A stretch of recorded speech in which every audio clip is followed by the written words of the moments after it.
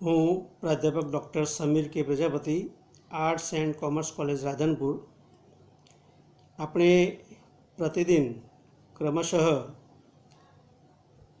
CC 507 અને CC 510ના lecture લઈ રહ્યા છીએ.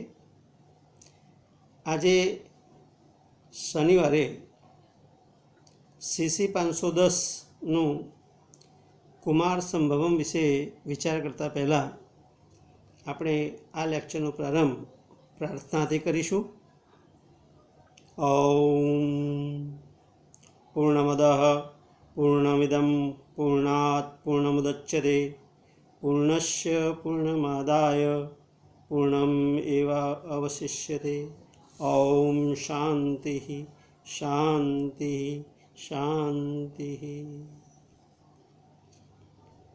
સીસી 510ની અંદર પ્રથમ આપણે નિબંધ વિશે ચર્ચા કરી, ત્યાર પછી છંદ વિશે ચર્ચા કરી અને આજે ક્રમશઃ આપણે કુમાર સંભવમ વિશે જોઈ રહ્યા છીએ.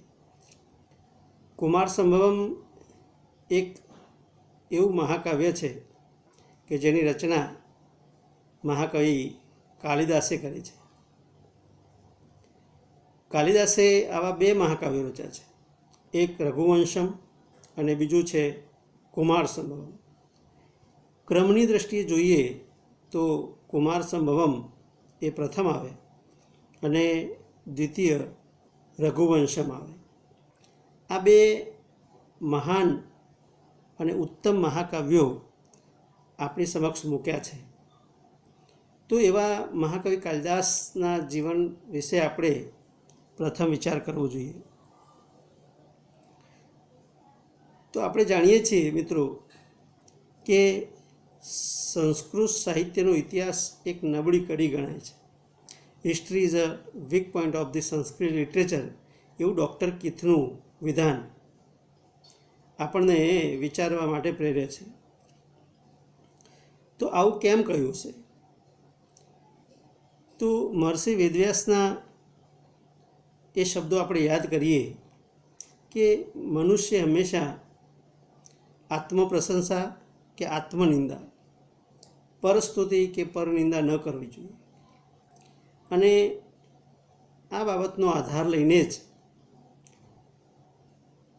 તેમના ઉત્તરકાલીન જે મહાકવિઓ થયા એમાં ભાસ, કાલિદાસ, ભવભૂતિ, દંડી, આ મહાન કવિઓએ પોતાના જીવન વિશે કોઈ પણ પ્રકારની એવી ચોક્કસ માહિતી આપણને આપી નથી. એટલે આપણે ક્યારેક એમની દંતકથાઓ ઉપર અને એમની જે કૃતિઓ જે છે એ કૃતિઓના અંતરંગ પ્રમાણો પરથી આપણે એમના જીવન વિશેની જે માહિતી જે છે એ માહિતી મેળવવાનો પ્રયત્ન કરવો પડે છે. તો આત્મપ્રશંસાના ભયે એમણે પોતાની આ માહિતી ન આપી હોય એવું બને. તો મહાકવિ કાલિદાસ જે છે, કાલિદાસના જીવનમાં પણ આપણે જોઈએ તો એમના 3 જે નાટકો જે છે એ 3 નાટકોની જે પ્રસ્તાવના છે એ પ્રસ્તાવનામાં કાલિદાસ ગ્રથિત વસ્તુના આ વિધાન સિવાય એમના જીવન વિશે આપણને કોઈ પણ પ્રકારની માહિતી પ્રાપ્ત થતી નથી. આમ છતાં આપણી સમક્ષ સાહિત્યના દેહ રૂપે એ હંમેશા ચિરકાલીન બન્યા છે.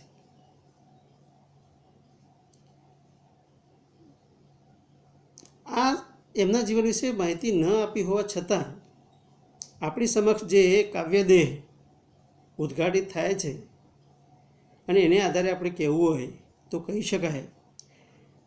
મહાકવિ ભર્તૃહરિએ પોતાના નીતિશતકની અંદર એક સરસ સુભાષિત મૂક્યું છે કે જયંતી તે સુકૃતિનામ રસસિદ્ધાઃ કવિશ્વરાઃ નાસ્તિ તેષાં યશઃ કાયે જરા મરણજમ ભયમ. આ રીતે જોવા જઈએ તો આટલી મહાન કૃતિઓના જે કવિઓ છે એ જય પામે છે. કેવા કવિઓ છે? રસ સિદ્ધ કવિશ્વરો છે. કવિશ્વરાહ એવો શબ્દ પ્રયોગ કર્યો છે. કવિઓમાં પણ ઈશ્વર સમાન, ઈશ્વર એટલે શ્રેષ્ઠ, એમ મહાન, અગ્રગણ્ય હોય એવા. અને આવા મહાન કવિઓના તમે જુઓ, યશરૂપી શરીરને કે નથી વૃદ્ધાવસ્થાનો ભય કે નથી મૃત્યુનો ભય, અને એટલા માટે આપણે આજે પણ એમને અશરીરી યાદ કરી રહ્યા છીએ. આ રીતે જોવા જઈએ તો માત્ર ભારતના જ નહીં, પરંતુ સમગ્ર જગતના સાહિત્ય રસિકો કાલિદાસના નામથી ભાગ્યે જ અજાણ્યા હશે. કાલિદાસ ભારતનો અને સંસ્કૃત સાહિત્યનો નિઃશંકપણે એક મહાન કવિ હતો. તેના પછી થઈ ગયેલા અનેક જાણીતા તથા અજાણ્યા જે ભારતીય લેખકોએ એમને ભાવપૂર્ણ અંજલિ આપીને તેનું સમુચિત સન્માન કર્યું છે. 7મી સદીમાં થઈ ગયેલા જે બાણ જે છે, એ બાણે પોતાના જે પૂર્વસૂરીઓ જે છે એ પૂર્વસૂરીઓનો ઉલ્લેખ કર્યો ત્યારે આપણને ખ્યાલ આવ્યો કે આવા મહાન કવિઓ થઈ ગયા. મહાકવિ ભાસ કે જેમની ત્રિવેન્દ્રમમાંથી 13 કૃતિઓ પ્રાપ્ત થઈ, ટી ગણપતિ શાસ્ત્રીએ એને પ્રકાશિત કરી, ત્યારે પણ આપણને ખ્યાલ આવ્યો કે આટલો મહાન કવિ થઈ ગયો. તો આ પ્રમાણે જગતના મહાન વિદ્વાનોએ કે જેમણે એમનું સમુચિત સન્માન કર્યું છે, તો એ સન્માનના ભાગરૂપે એમણે જે પ્રશંસોક્તિઓ મૂકી છે, એ પ્રશંસોક્તિઓ વિશે આપણે પ્રથમ વિચાર કરીએ તો જેને કારણે કાલિદાસ જે છે, કાલિદાસની જે મહાનતા, કાલિદાસ નામનો કવિ થઈ ગયો છે એવો આપણને ખ્યાલ તરત જ પ્રગટ થાય છે. મેં હાલ જે મહાકવિ બાણ વિશેની વાત કરી, તો બાણે તેમની જે મધુર સાંદ્ર સુક્તિઓની પ્રશંસા કરી છે. એમણે કહ્યું છે કે નિર્ગતાસુ ન વાકસ્ય કાલિદાસસ્ય સુક્તિષુ પ્રીતિ મધુર રસાંદ્રાસુ મંજરી સ્વીવ જાયતે. મહાકવિ બાણે એમની જે સુક્તિઓ જે છે, જે સુભાષિતો જે છે, સુંદર જે ઉક્તિઓ છે, એને મંજરીશું ઇવ, આંબાનો જે મોર જે છે, અને આંબાના મોરની જે મધુરતા જે છે, એ મધુરતા સાથે, અર્થાત મધુર રસ સાથે એની સુક્તિઓની સરખામણી કરી અને સુંદર અંજલિ આપી છે. એવી રીતે પ્રસન્ન રાઘવના કરતા જયદેવ, ગીત ગોવિંદની પણ રચના જયદેવના નામે ઓળખાય છે. તો આવા પ્રસન્ન રાઘવના કરતા જે જયદેવ જે છે, એમણે કાલિદાસને કવિ કુલગુરુ કહી અને એમની પ્રશંસા કરી છે. એમણે કહ્યું છે કે કાલિદાસ એટલે સંસ્કૃત કવિતા કામિનીનો વિલાસ. કામિની જે સુંદર સ્ત્રી જે છે, એ સુંદર સ્ત્રીની જે ચેષ્ટાઓ જે છે, એ ચેષ્ટાઓ સાથે એની કવિતાની સરખામણી કરી છે.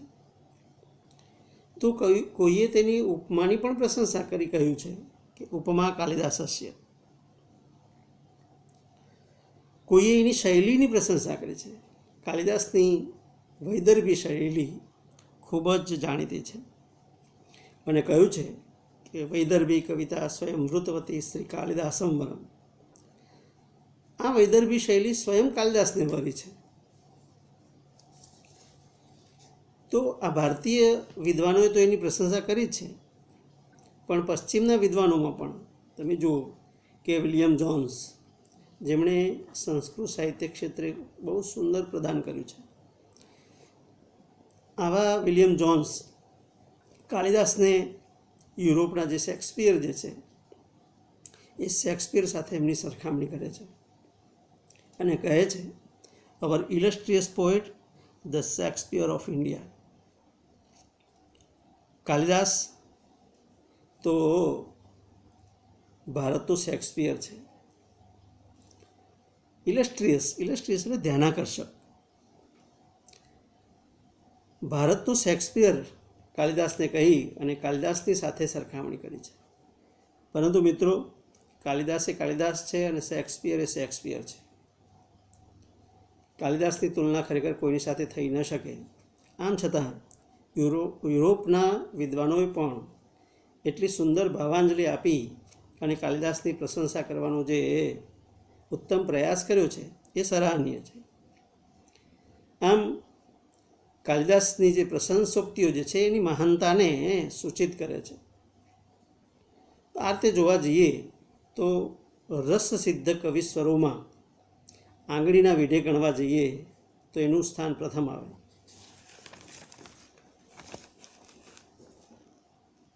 આપણે બહુ જ ઓછું જાણીએ છીએ કે તેણે પોતાની જે કૃતિઓ જે છે એમાં પોતાનું જ નામ આપ્યું છે. એ મેં અગાઉ કહ્યું એમ નાટકોની પ્રસ્તાવનામાં કાલિદાસ ગ્રથિત વસ્તુના કહી અને એની 3 નાટકોની પ્રસ્તાવનામાં એક સરખો ઉલ્લેખ આપણને પ્રાપ્ત થયા છે. જેમ દંડી 1 થયા, 2 થયા, 3 થયા, એમ કાલિદાસ વિશે પણ કેટલાક લોકો એવું માને છે કે કાલિદાસ 3 કાલિદાસ થયા કે 2 કાલિદાસ થયાનું માને છે. પરંતુ આપણે ભારતીયો કાલિદાસ એક જ થયા અને મહાકવિ કાલિદાસ, જેમની આગળ મહાકવિ એવું વિશેષણ લાગે છે,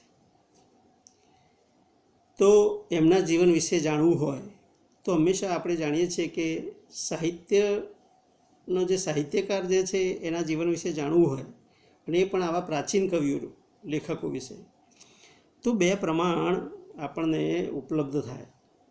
એક છે બાહ્ય પ્રમાણ અને બીજું છે અંતરંગ પ્રમાણ. તો બાહ્ય પ્રમાણમાં આપણે જોવા જઈએ તો કેટલીક દંતકથાઓ ઉપર આપણે આધાર રાખવો પડે છે. આપણે જાણીએ છીએ કે દંતકથાઓના દીવાથી કોઈના જીવન ઉપર આપણે પ્રકાશ પાડી શકીએ નહીં. આમ છતાં એમના ઉપર લખાયેલી જે દંતકથાઓ જે છે એ પણ કંઈક અંશે આવો મહાન કવિ થયો હશે ત્યારે જ એની પાછળની દંતકથાઓની રચના થઈ હોય એ સ્વાભાવિક છે. તો હું એવી 2-3 દંતકથાઓ વિશે હું વાત કરીશ આજે. એક દંતકથા મુજબ પ્રસિદ્ધ જૈન વિદ્વાન મેરુ તુંગાચાર્ય એમણે એવી દંતકથા નોંધી છે કે કાલિદાસ જે છે એ અવંતીના રાજા વિક્રમાદિત્યનો જમાઈ હતો. વિક્રમાદિત્યની પુત્રી પ્રિયંગુમંજરી ભણીને હોશિયાર થઈ એટલે ખૂબ જ અભિમાની બની ગઈ અને આ પ્રમાણે વિદ્વત્તાનું અભિમાન આવવાને કારણે એના જે ગુરુ જે છે વરરુચિ, એ વરરુચિનું સતત અપમાન કરવા લાગી. આથી તેઓએ મહામૂર્ખ ભરવાડ સાથે તેનું લગ્ન કરાવવાનો વિચાર કર્યો. આપણે જાણીએ છીએ મિત્રો કે એ મૂર્ખ કેવી રીતે સાબિત થયો કે જે ડાળી પર બેઠો હતો એ ડાળીનું જે છેદન કરતો હતો. તો આવો મૂર્ખ વ્યક્તિ એમના મંત્રીઓને પ્રાપ્ત થયો અને એને રાજદરબારમાં લાવી અને પ્રિયંગુમંજરી સાથે એના લગ્ન કરાવ્યા. પ્રિયંગુમંજરી અને કાલિદાસ વચ્ચે પ્રથમ રાત્રિએ સંવાદ થયો ત્યારે પ્રિયંગુમંજરીને થયું કે આ તો મૂર્ખ છે. પ્રિયંગુમંજરીએ અનેક પ્રશ્નો કર્યા પરંતુ એનો કોઈ પ્રત્યુત્તર ન મળતા એણે એક પ્રશ્ન એવો કર્યો કંટાળીને, અસ્તિ કશ્ચિદ વાગ વિશેષ, તારી વાણીમાં હવે કોઈ વિશેષતા છે કે નહીં? અને આ પોતાની જે વાણીની વિશેષતા સિદ્ધ કરવા એવું કહેવાય છે કે કાલિદાસે કાલી માતાની ઉપાસના કરી અને ઉપાસનાને અંતે એમણે 3 કૃતિઓની રચના કરી. અસ્થિ શબ્દથી એમણે કુમાર સંભવમની રચના કરી. કશ્ચિત શબ્દથી એમણે મેઘદૂતમની રચના કરી અને વાઘ શબ્દથી એમણે રઘુવંશમની રચના કરી.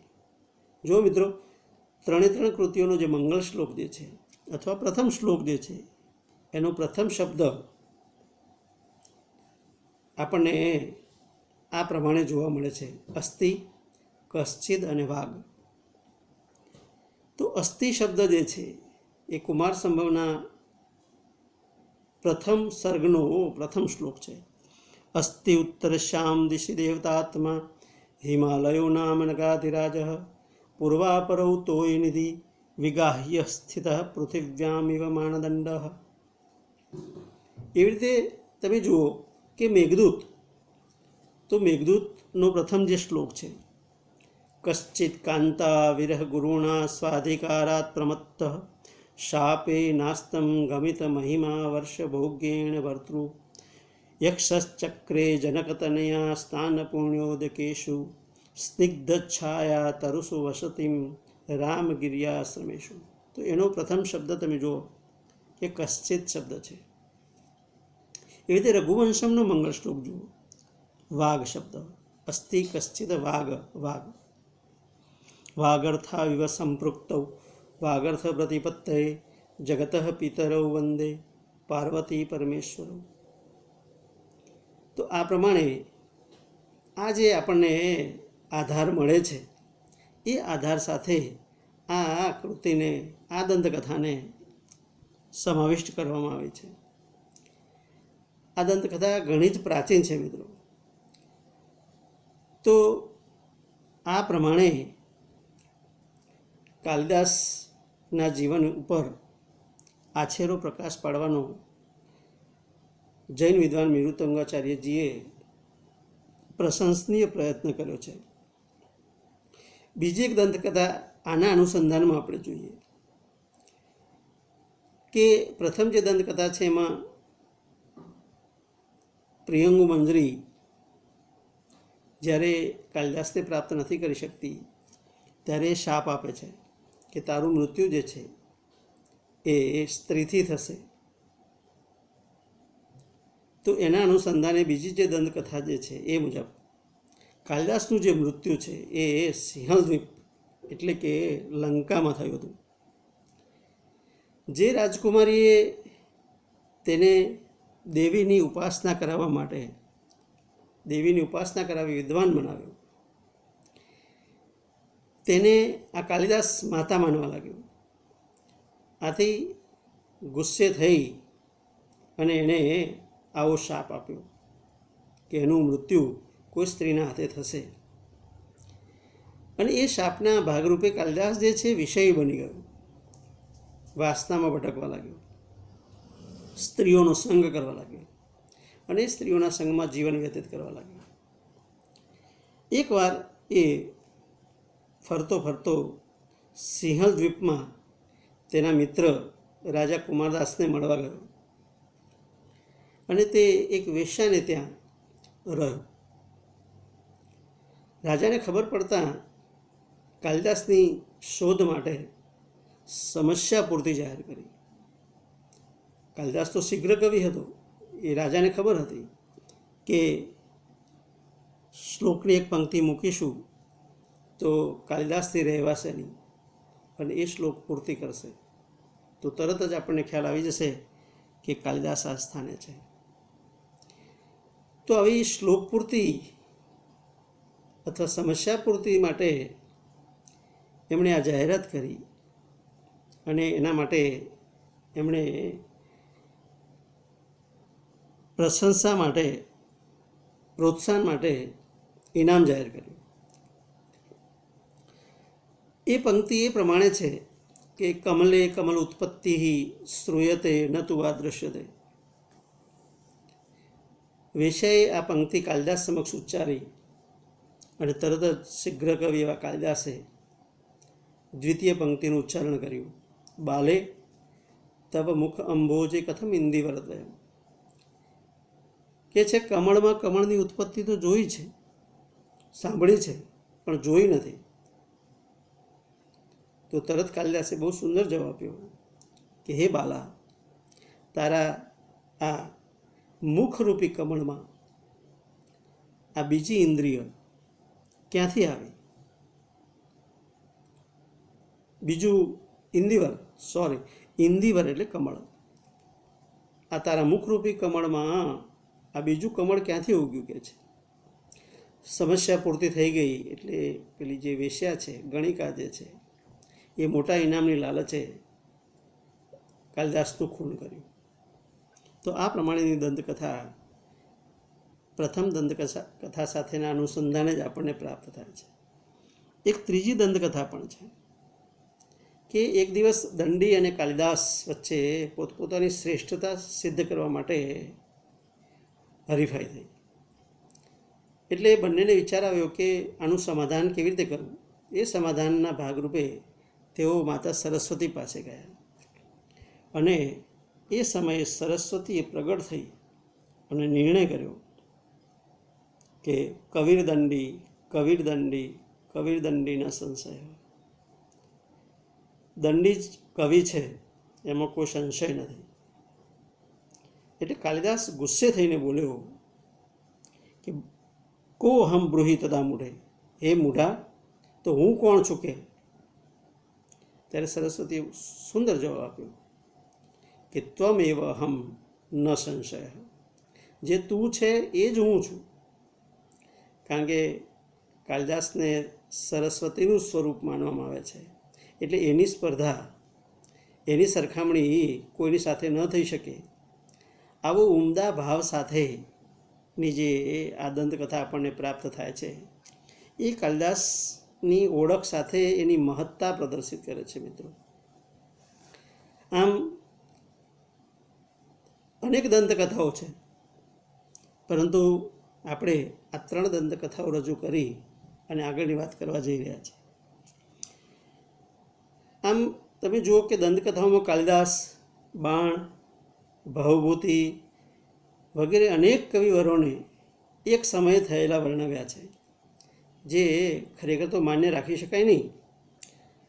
અને વાસ્તવિક રીતે દંતકથાઓના દીવાથી કાલિદાસનો જીવનપંથ પણ પ્રકાશિત થતો નથી. ત્યારે કહેવું હોય તો કહી શકાય કે કાલિદાસ સ્વયં શૃંગારી કહી દેનાર જે સ્થિર દેવ અને નિચુલનો, આ બંને પણ એક મહાન કવિઓ થઈ ગયા. તે સમકાલીન છે એમ મલ્લીનાથે દર્શાવ્યું છે. મલ્લીનાથ એક મહાન ટીકાકાર છે અને એમણે આપણે જાણીએ છીએ કે કુમાર સંભવના 8 સર્ગ સુધી એમણે ટીકા રચી છે. અને એ પણ એક મોટો વિવાદ છે કે કાલિદાસે કેટલા સર્ગનું મહાકાવ્ય રચ્યું હશે. તો આ પ્રમાણે એમના જીવનને લગતી જે માન્ય રાખી શકાય એવી માહિતી પૂરી પાડતા નથી. જ્યાં લેખક પોતે જ જો માહિતી ન આપે તો તેના સમયના જે અન્ય લેખકની તેના વિશેની જે નોંધ જે છે એ કામ આપે. પણ કાલિદાસની બાબતમાં એવું બન્યું નથી.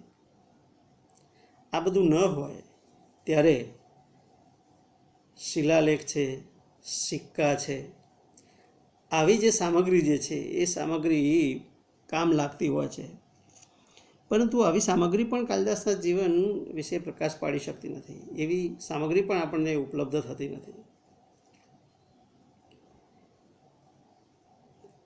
તો કાલિદાસ થયા છે એવું આપણે માનીને ચાલીએ. ઉજ્જૈનની અંદર દર વર્ષે 7 દિવસનો કાલિદાસ સમારોહ થાય છે. એમાં વિશ્વના અગ્રગણ્ય અનેક સંશોધકો, વિવેચકો, સાહિત્યકારો ત્યાં આવી અને પોતાના સંશોધન જે લેખો છે એ પ્રગટ કરે છે. એમના જન્મસ્થાન વિશે આપણને આવા જે અગ્રગણ્ય જે વિદ્વાનો જે છે એમની નોંધમાંથી કેટલીક માહિતી આપણને પ્રાપ્ત થાય છે. એ વિશે જોવાનો આપણે પ્રયત્ન કરીએ તો કાલિદાસના જન્મસ્થાનની બાબતમાં પણ વિદ્વાનોમાં મતભેદ જોવા મળે છે. બંગાળીઓ છે, બંગાળના લોકો, એ કાલિદાસનો જન્મ મુર્શિદાબાદના ગડ્ડા સિંગરૂ નામના ગામમાં થયો હતો એવું એ લોકો માને છે. આટલા મહાન કવિને પોતાનું માનવામાં હંમેશા કોઈ પણ પ્રજા ગૌરવ અનુભવે એ સ્વાભાવિક છે. એવી રીતે દિલ્હી યુનિવર્સિટીના પ્રોફેસર લક્ષ્મીધર કલ્લા એ કાલિદાસનો જન્મ કાશ્મીરમાં થયો હતો એવું માને છે.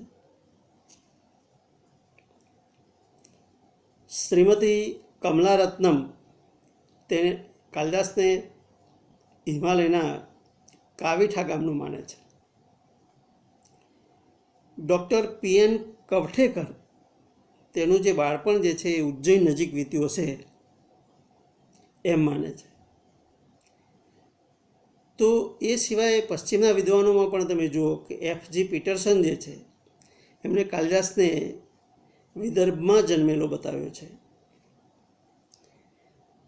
પ્રોફેસર પરાંજપે કાલિદાસને વિદિશાનો માનવા પ્રેરાય છે.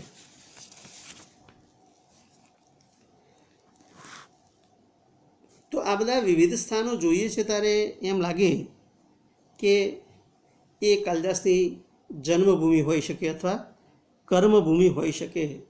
કાલિદાસે સમગ્ર ભારતની અંદર પરિભ્રમણ કર્યું હશે અને એટલા માટે એ સંશોધનોના ભાગરૂપે કાલિદાસને જુદા જુદા સ્થાનોમાં જન્મેલો કે એનું બાળપણ વીત્યું હોય કે એની કર્મભૂમિ હોય એ પ્રમાણે બતાવવાનો આપણા જે મહાન વિદ્વાનો જે છે, સંશોધકો જે છે, એમણે બહુ સરાહનીય પ્રયત્ન કર્યો છે.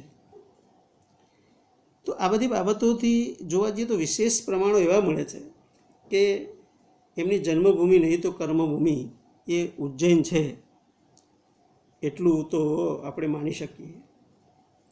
આનું એક પ્રમાણ, અંતરંગ પ્રમાણ આપણને મેઘદૂતમાં પ્રાપ્ત થાય છે. તો મેઘદૂતમાં જે યક્ષ છે એ યક્ષ જ્યારે મેઘને સંદેશો આપે છે, મેઘ દ્વારા સંદેશો મોકલે છે, ત્યારે કાલિદાસે રામગીરી પર્વતથી લઈને ઉજ્જૈની સુધીનો જે આખો ભૌગોલિક જે માર્ગ જે છે એ માર્ગ એમણે ત્યાં બતાવ્યો છે. અને એના પરથી એવું લાગે છે કે કાલિદાસની જન્મભૂમિ નહીં તો કર્મભૂમિ એ ઉજ્જૈની હોઈ શકે. તો આ પ્રમાણે જે અંતરંગ પ્રમાણ મળે છે એ મુજબ કાલિદાસ ઉજ્જૈનીનો હોવો જોઈએ. બીજી એક વાત, એના જ્ઞાતિ અને ધર્મ વિશે તો અંતરંગ પ્રમાણો પરથી આપણને માહિતી મળે છે કે એની જે કૃતિઓ જે છે, કૃતિઓમાં જોતાં તે જાતે બ્રાહ્મણ હશે અને ધર્મે શૈવ હશે. કારણ કે તમે રઘુવંશમ જુઓ, એનો મંગળ શ્લોક જે છે તો એમાં શિવની સ્તુતિ જોવા મળે છે. કુમાર સંભવ તમે જુઓ, આખી રચના જે છે એ શિવનું વર્ણન કરતી કૃતિ જ આપણને જોવા મળે છે. અભિજ્ઞાન શાકુંતલનો મંગળ શ્લોક જુઓ તો એની અંદર શિવની અષ્ટધા મૂર્તિ જે છે, અષ્ટધા મૂર્તિનું સુંદર નિરૂપણ કર્યું છે. વિક્રમોર્વશિયમ જુઓ તો વિક્રમોર્વશિયમની અંદર પણ વેદાંતેશુ યમાહુ એક પુરુષ વ્યાપ્ય સ્થિતમ રોદસી કહીને ત્યાં પણ તમે જુઓ કે કાલિદાસની પ્રત્યેક કૃતિની અંદર ક્યાંક ને ક્યાંક તો સમગ્ર કૃતિ પણ શિવવાચક, શિવનો ઉલ્લેખ કરતી હોય.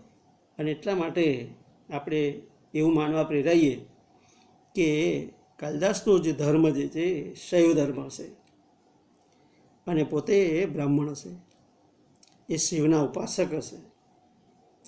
કારણ કે તેમના નાટકોની નાંદી અને મહાકાવ્યો જે છે, એમના જે સ્તુતિઓ જે છે, એટલું જ નહીં, એમણે ક્યાંક ક્યાંક વિષ્ણુની પણ સ્તુતિ કરી છે. તો કુમાર સંભવમાં ભલે આખું શિવનું વર્ણન હોય, શિવ નાયક હોય, પરંતુ એમણે વિષ્ણુની પણ સ્તુતિ જોવા મળે છે. રઘુવંશમાં પણ તમે જુઓ કે સમગ્ર વિષ્ણુના અવતાર રૂપી રામનું એમણે નિરૂપણ કર્યું છે. એટલે એમ કહી શકાય કે કાલિદાસ એ ધર્માંધતાની સંકુચિત ભાવના કે વાડાઓની બેડીઓથી એ પર હશે એવું આપણે માની શકીએ. મિત્રો, આજે આપણે 30 મિનિટનું જે લેક્ચર લીધું છે, હવે ફરીથી જ્યારે આપણે આવતા શનિવારે મળીશું ત્યારે કાલિદાસના અભ્યાસ વિશે, એમના ગુણો વિશે અને એમની જે 7 કૃતિઓ છે એ 7 કૃતિઓ વિશે આપણે વિગતે ચર્ચા કરશું. આપણે આપણી વાણીને વિરામ આપીએ છીએ. અસ્તુ. જય ભારત, જય સરસ્વતી.